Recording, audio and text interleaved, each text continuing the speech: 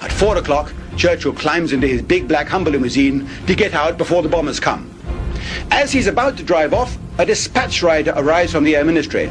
Sir John Martin told me this. He said that the envelope was handed in through the window, and as we were driving off, Winston and I passed Hyde Park. We just got past Hyde Park when Winston leans forward and raps on the glass. Driver, back to number 10 Downing Street. The message from the Air Ministry has said, Prime Minister, we have now received word from our radio intelligence plane that they have detected the German blind bombing beams intersecting not over London as we had thought, but over Coventry. So the target for tonight is Coventry, not London after all. Driver, back to number 10. He goes back to number 10 Downing Street, where all his staff are waiting for him, because he hasn't told his secretaries to take the afternoon off. He hasn't said to them, girls, wouldn't you like to go and have 3 days by the seaside or something, or go and visit your aunt up in Newcastle. He's let them all work on in the centre of London.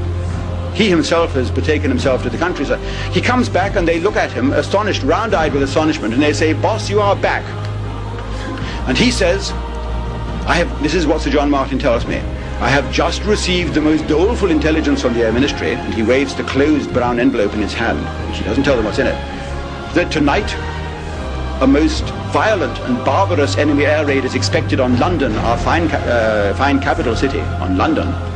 And it would not be right for the citizens of this hard-pressed metropolis to gain the impression that I'm not willing to suffer the same trials and tribulations, to go through the same misfortune and sacrifice that I'm asking them to bear. I have therefore decided to come back and share their misfortune with them. And that night at 8 o'clock, according to Sir John Colville in his private diary, another of the secretaries, Churchill goes up onto the roof of number 10 Downing Street, bears his portly waistcoat, and says, I am ready for them to attack now. Let them now start bombing and do their damnedest. I will stand here and take it. Knowing full well that the target for that night is Coventry, 350 miles away. It's a rather sad story about Mr. Churchill, but as President Reagan might say, you ain't heard nothing yet. I'm a true